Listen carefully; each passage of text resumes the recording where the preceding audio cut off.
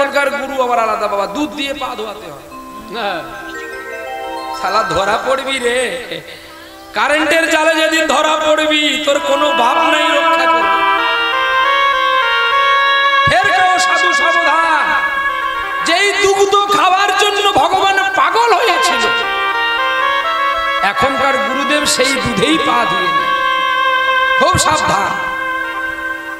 বিষ্ণু পুরাণ দেখে নিবেন, বিষ্ণু পুরাণ কি লেখা আছে, গোরক্ষপুরের বিষ্ণু পুরাণে কি লেখা আছে দেখবেন। কি করতে নেই, কোন বাসনে পাত্র ধুতে হয়। এই যে আপনার ঘটির জল, আস্তে আস্তে ঘটির জলে যে পা ধোয়ানো হয়। আপনারা তো এখানে পুজো করছেন, ব্রাহ্মণ ঠাকুর পুজো করেছে, ঘটি মানে ঘট, তাহলে ঘটে প্রাণ আছে। তাহলে ঘটের জলে আমি চরণ ধোয়াবো, আমি কত বড় মহান মানুষ। চেতনা থাকা দরকার, শুধু নামে শিক্ষা রাখলে হবে না। হ্যাঁ, দু চারটা গ্রন্থ পড়ে নিলে যে আমি গুরুদেব সেজে গেছি এটা হবে না।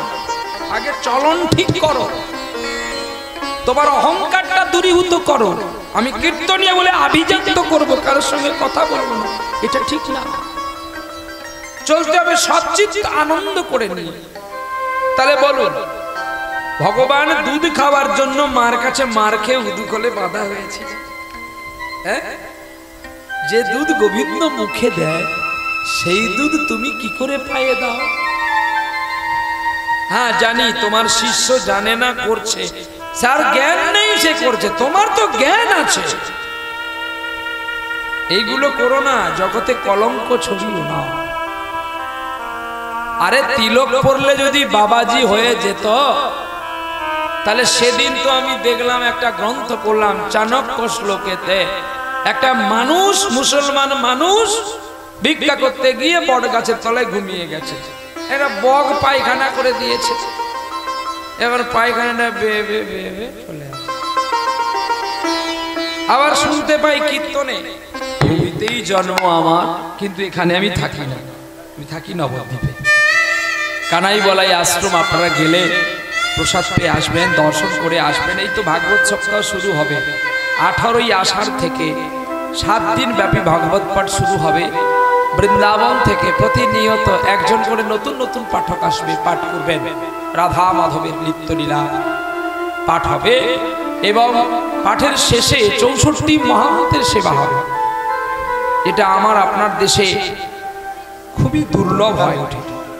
হ্যালো, আপনারা অনেক প্রভুর গান শুনেছেন, এই প্রভুর গান শুনুন, খুবই ভালো লাগবে। ইউটিউব খ্যাত আপনারা জানেন, আমরা প্রচার করেছি এবং নেতাজি ইয়াংস্টার ক্লাবের পক্ষ থেকে প্রভুকে অসংখ্য অসংখ্য ধন্যবাদ।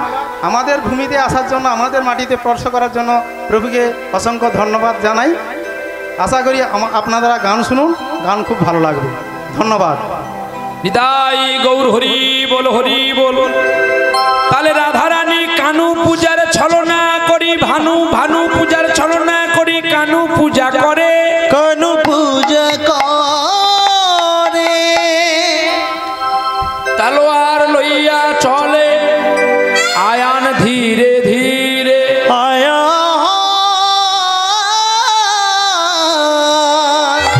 ধীরে ধীরে।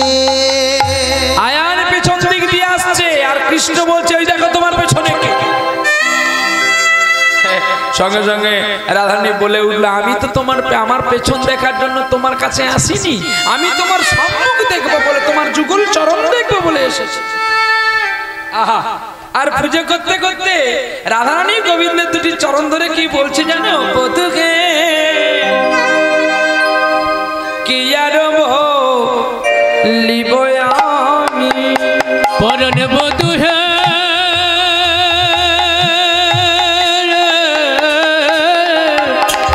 পিয়ার বলিব আমি। ওগো জীবনে জীবনে জন্মে মরণে শুধু প্রাণনাথ গয়ো।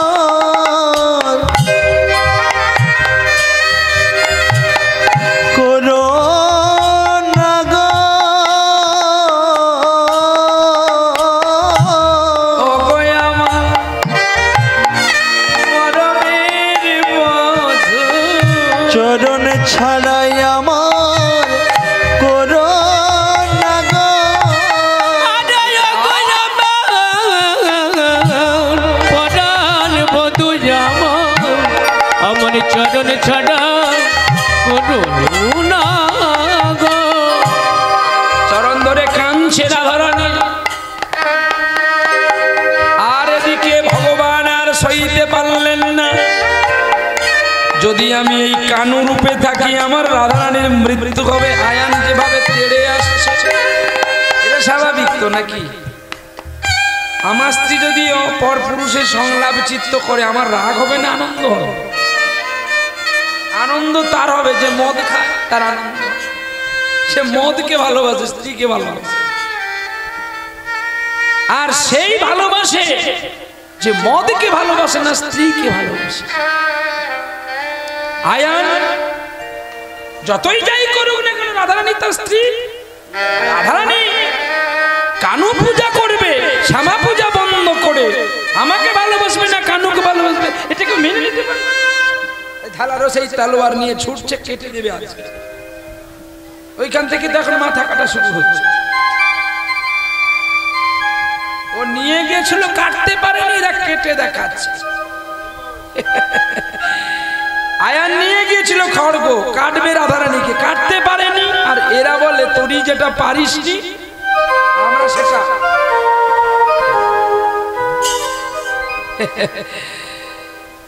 মানুষ এখন কেমন হয়ে গেছে জানেন? কেবলমাত্র একটা পাখি, মারতেও দ্বিধা নাই কিন্তু বাঁচাতে পারবে না। সাবধান, ক্রোধ সম্বরণ করো, হিংসা ভুলে যাও, নিন্দা ভুলে যাও। যদি বড় গুণের মানুষ হতে চাও। শরণাগত দীনাথ পরিত্রাণে পরায়ণে সর্বেশ হরিণী নারায়ণী নমস্তুতে।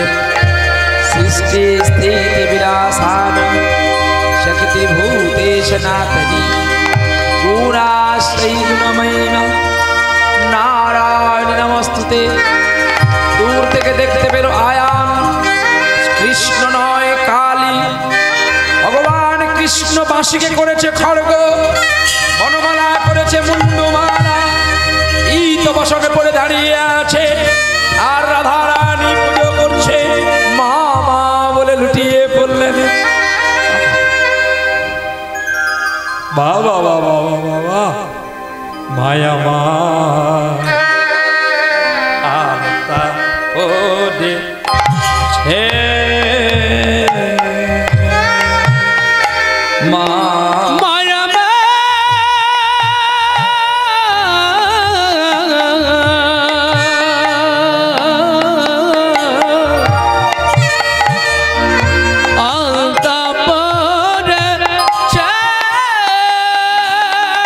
মায়ের রাঙা পাই রাঙা জবা মায়ের রাঙা পায়ে রাঙা জবা কত শোভা করে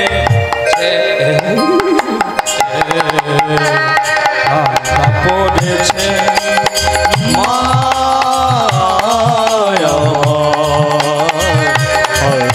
পড়েছে মায়া মা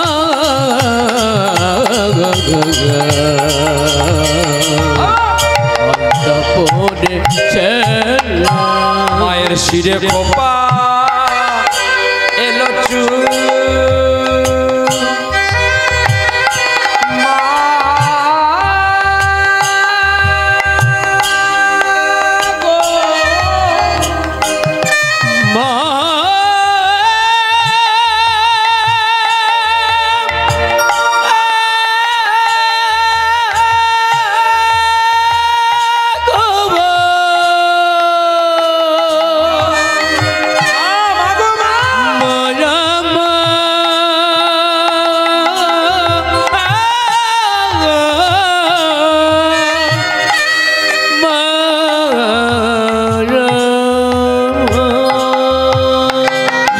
শিরে খোপা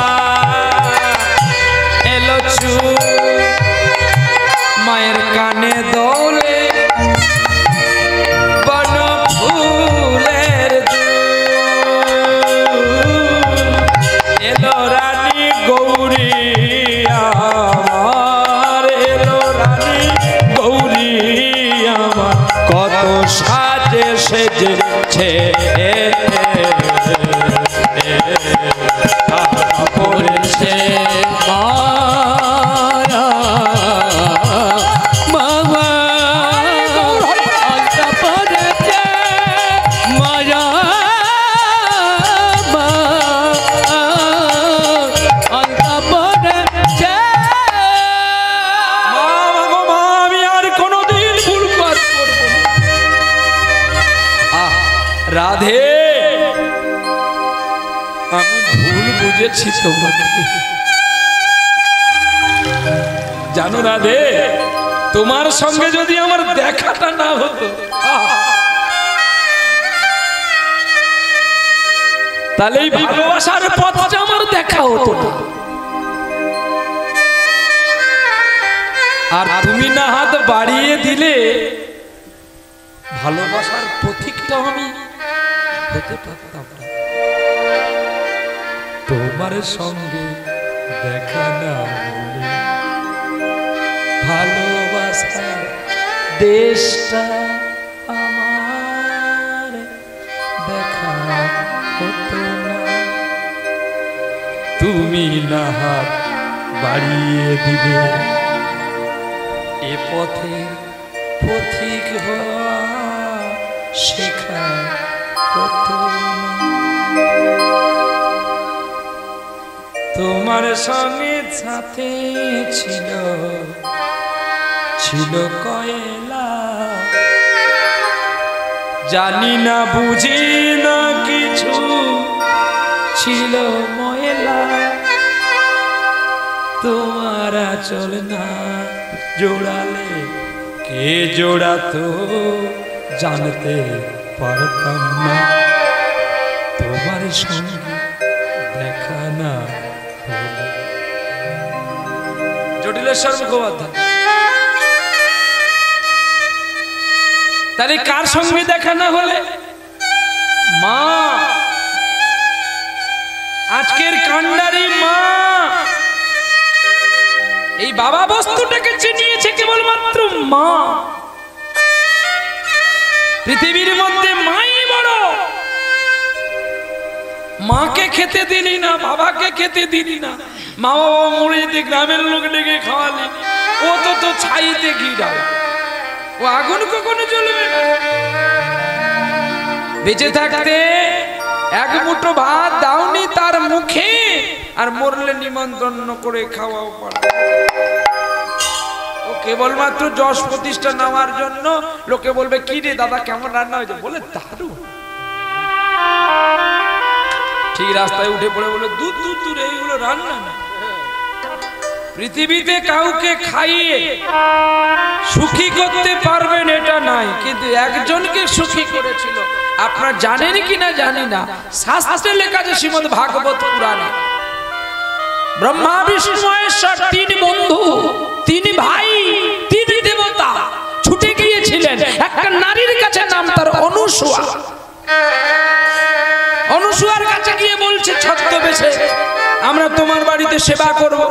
অনুসুয়া বলে তাই হবে না, আমাদের একটা শর্ত আছে। নাকি না, আমাদের খেতে দিলে উলঙ্গ হয়ে দিতে হবে। সত্যি অনুসুয়া বলে ঠিক আছে। হ্যাঁ, ব্রহ্মা বলে আজকে অনেক কিছু দেখা হবে। ভগবান বলে ঠিক কথা বলেছিস। হ্যাঁ, অনেকের মন অনেক দিকে, অনেক কিছু দেখা হবে। শিব বলে কি দেখবি ভাই, যাকে মায়ের গর্ভে দেখেছিলাম তাকে এখনো দেখতে পেলাম না। আর কি দেখবি ভাই, শিব ঘোলেও নেই আর দুধেও নাই। আপনারা ভাবছেন তাহলে সেই কথাটা বোধহয় বলবে, বাবাজির মুখে সেই কথাটা শুনবো। আগে কোন কথাটা শুনবো? আস্তে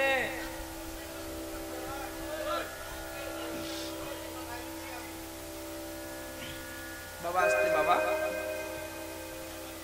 একটু শুনুন।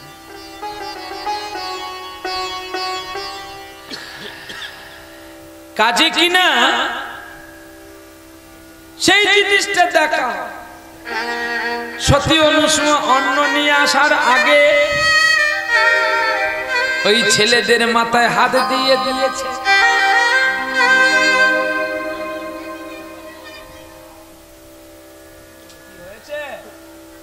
বিবাদে যেও না, তোমার চেয়ে গুরুজন মানুষ ওরা, তোমাকে বলেছে একটু চুপ করে যাও, এইভাবে দেখতে নেই বাবা, নম্র যত হবি বড় তত হবি। সবের মূল হচ্ছে ধৈর্য। যে ধৈর্যটা ধরে নিতে পারবে পৃথিবীর কোন শক্তি নেই তাকে দমন করা।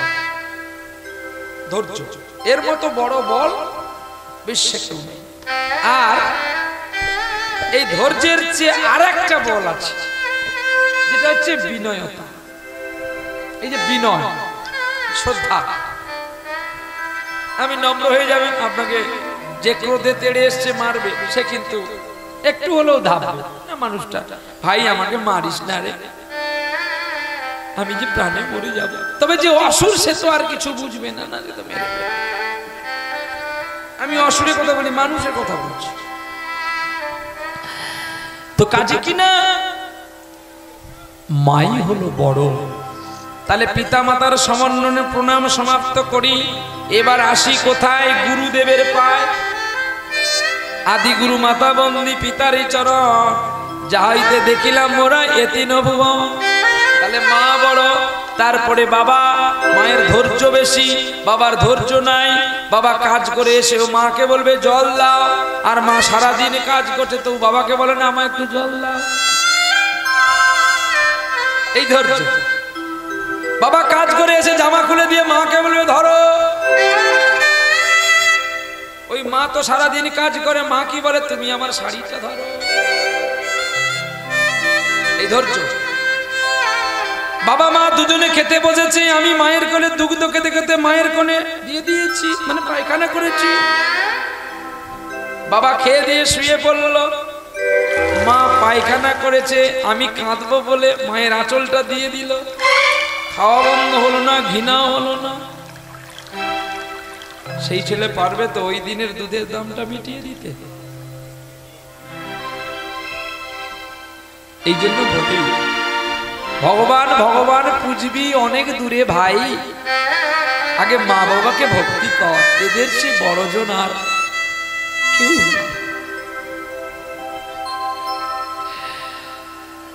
তারপরে গুরুদেব, সাবধান,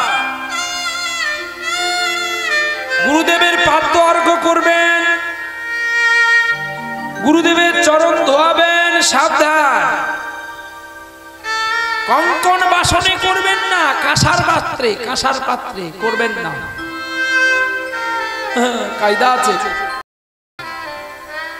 নরকে গিয়ে মরবি নেচে নেচে, ইঁদুরের মতো। ইঁদুর যেমন খাঁচায় ঢুকে গেলে মরে, এখন টিকিটে গুরু বিক্রি হয়, কানের গড়ায় ফিস ফিস মাসি মাসি চাঁদা দিস। গুরু মিলে লাখে লাখে, শিষ্য না মিলে এক, আবার শিষ্য মিলে লাখে লাখে,